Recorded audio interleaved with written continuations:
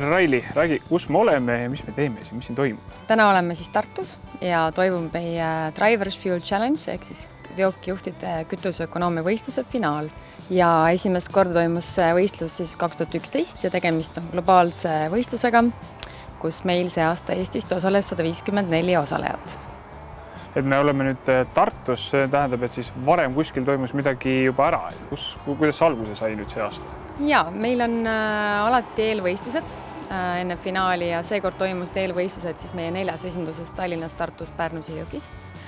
Ja igast eelvõistlusest siis 2 parimat saavad Eesti finaali ja neist siis omakorda parimad saavad edasi meie regioon, Baltimere regiooni finaali.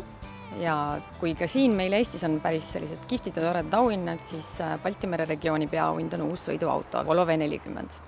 Kui kunagi üks Eesti finalist pääses edasi ja veel edasi, siis kas nüüd see Balti regioonis see lõpeb või läheb sealt veel edasi? Baltimere regiooni esikolmik läheb omakorda edasi siis globaalsesse finaali, mis on siis kõige kõrgem tase.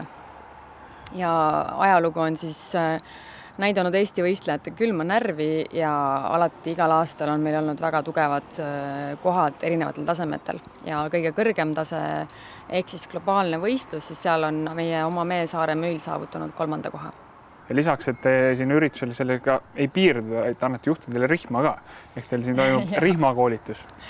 Kuna see võistluspäev on päris pikk, siis me oleme jaotanud oma võistlejad 2 juba 2 aastat ja teise grupiga ehk siis mitte võistleva grupiga tegeleb siis Autosõit OÜ ehk siis meie hea kolleeg ja hea koostööpartner Priit Tuuna siis tegeleb valdkonnas vajalike teemade käsitlemisega ja läbivalt on alati kindlasti fookuses töö- ja puhkeaeg. Ja teine pool on siis koorma kinnitus, et kuna enamus meie klientidest tegeleb koormate vedamisega ja koormad on tihti väga huvitavad, et siis Priit vastabki nende isiklikele just nagu nende valdkonna küsimustele väga detailselt. Et kõikidele on see päev igapidi kasulik.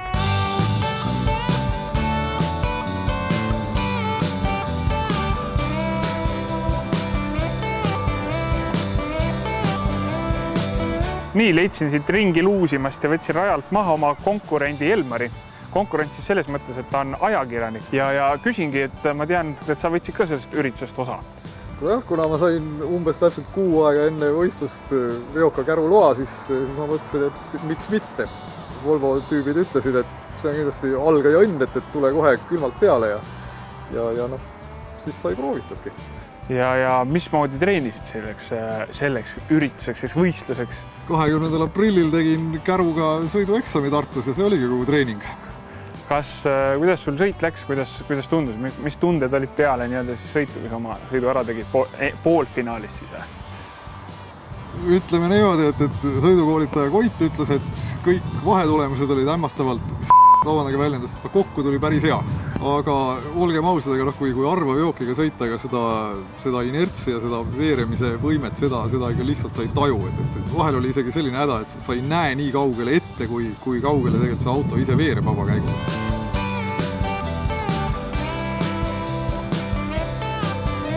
Teen siis enda puhul ka sellise ülestunnistuse, et miks ma siin olen, et mitte niisama ma sellist värvi särki pole siin täna selga saanud, vaid võtsin ka kogemata osa siis eelvoorust ja too päev seda armastust oli jube vähe, aga õnne oli palju ja sain lausa edasi, et siis Tallinna teisena sain siia Tartusse edasi finaali.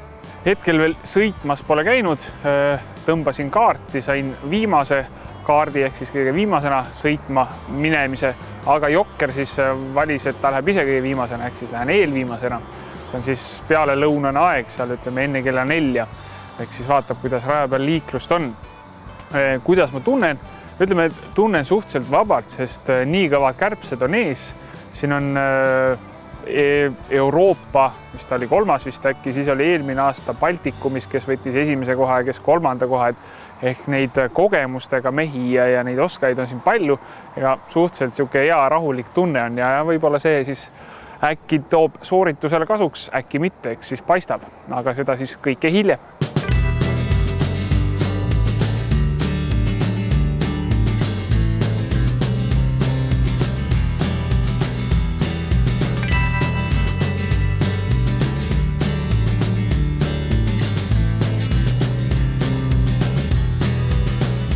Ja siis siit hakkab start. siit siis on mõistlik jälgida seda, et on kuhu startida. Antud hetkel ei pruukinud päris nii minna nagu tahtsin. Aga meil on siin 2 rida ja saame siit rahulikult nagu selles mõttes välja sõita. Selle ringiga siis, kui keegi ikkagi väga tõsiselt nagu selles osas nagu muudab sõiduvõimalusi, siis teeme uue stardi, et kuna see on siin stardi ligidal, siis paar minutit nagu ei mängi väga rolli. Ühest küljest on siis tee nagu selline ka natukene nagu kitsas ja maatee ja mine tea, lapsed.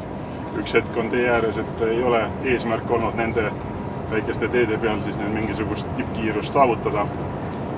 Ja ega selle tee nii-öelda see teekatte omadus siin ka väga nagu mingisugune väga hea ei ole. Väiksel teel väike kiirus, suurel teel suurem kiirus ja ikka selle sama mõttega, et mis meid seal ees ootab, eks ju. Gaasi ei ole mõtet vajutada selle jaoks, et kõvemini pidurdada, et proovime ikkagi asju otstarbekalt teha. Nüüd siis kõik sõitjad saavad ka näha, mis siin raja peal on, eks ju, et siin on tegelikult üks kiiruspiirang. Sellega võiks osata arvestada.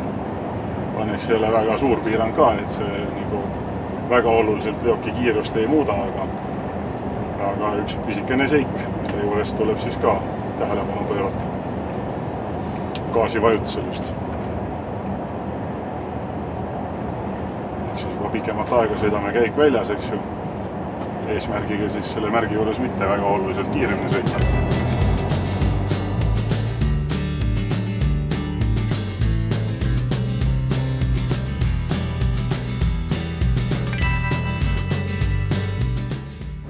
Meil ei ole muud, kui vajutame nuppu ja läksime.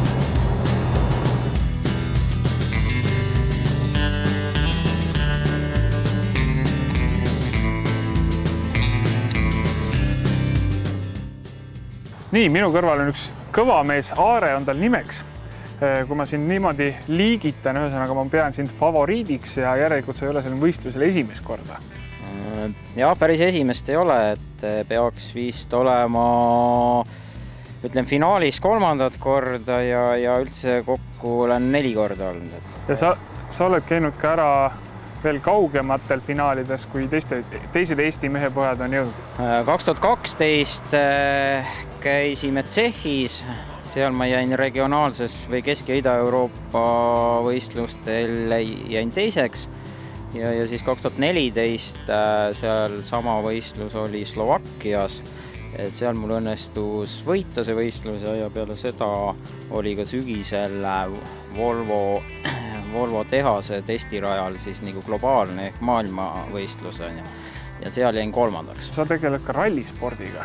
Kui sa nüüd võtad rallisporti ja siis seda tänast üritust, mis paralleele sa oskad teha? Kas sealt on rallispordis midagi üle võtta sellele võistlusele, et miks sa siin nii edukas olnud? No kindlasti on võtta, sest eks sa peadki nagu see kõike, sa pead nagu teadma, et mis nagu analüüsimisvõime peab olema, sa pead teadma, mis moodi autod töötavad, mootorid töötavad, need karakteristikud ja need kõik tulevad nagu rallist, et ma arvan, et kui ma ei oleks selle autospordiga tegelenud, et võib-olla nii kaugele ei oleks olnud, ja eks 3. asi ka see natuke see autospordis see võistlusnärv, et mis on nagu võib-olla siin on näiteks natukene nagu minu eelis, et vähemalt ma vaatasin seal regionaalses võistlusteski, et paljud nagu põlesid lihtsalt läbi, et nad ei pidanud, närv ei pidanud vastu.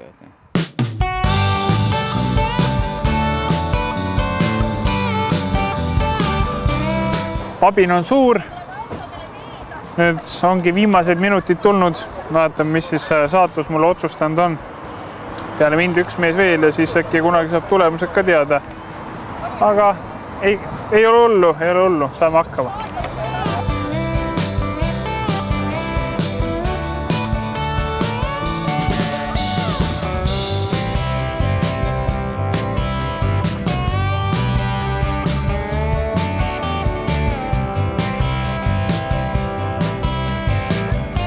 Hästi läks.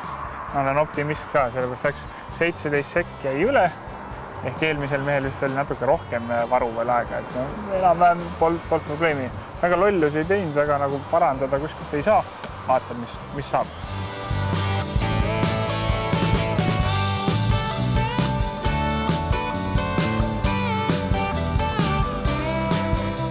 Nii, veoautojuhi koolitaja Koit siin kõrval. Palju õnne sulle kõigepealt, saad jälle normaalset elu hakata elama. Ma ei tea, mitu kuud sa siin kõrval nende algajatega kaasas oled loksunud juba, et? No 6 aega. Õnneks 6 aega seekord. Et saad nüüd rihma lõdvaks lasta. Kuidas muidu siis Eestimaa mehepoegadel see sõit välja tuli? Ma mõtlen kogu ürituse peale, et oli see taseme vahe väga suur või oli kõik suhteliselt nii-öelda rebimine oli tihe? Ütleme, et rebimine oli tihe, et paari liitri sisse 100-le jäi kogu see üritus, aga mehepoed ikka lähevad verest välja aeg-ajalt, et võistlus teeb oma töö. Et närv annab mängima? Närv annab mängima, jah, et nupud lähevad sassi ja on lihtne. Räägi üldse, miks me peame ökolt sõitma? Mis see ökosõiduga, mis me võidame? Võib-olla teenime raha rohkem kokku nagu tööd tehes, et siis oleks nagu mõistlik teha tööd ja raha teenida. Et jaotame natuke ümber, et jätame nii-öelda kütusemüüjad nõrgaks ja jätame raha nii-öelda ettevõttesse. No seal ei ole ainult kütus, seal on ka autoremont ja hooldus ja eluiga nagu mängus, et see on tegelikult suurem number kui ainult see 1 liiter. Ja ühtlasi ka ohutus selle asja juures. Ja meie endi närvid, mis maksavad veel rohkem. Üks kuulujutt, kas vastab tõele, et tänases finaalis Tartus, et olid kõik osalejad, olid ettevõtjad? Kas sa tead? Tundub küll, jah. Miks nii? Kus tavaautojuhid? Tavaautojuht kas sõidab või ta ei oska sõita. Et siit nüüd ongi järgmiseks aastaks üleskutse, et davai, et mis te nüüd... autojuhid ka kaasa. Ja, et mis mingi kontorirotid tulevad siia nüüd teevad neid tulemusi. Ütleme nii, et kahjuks siis 157 või 4 või palju neid siis kokku oli, et täpselt niiviisi, et 8 on omanikud ja need on siin. Nii.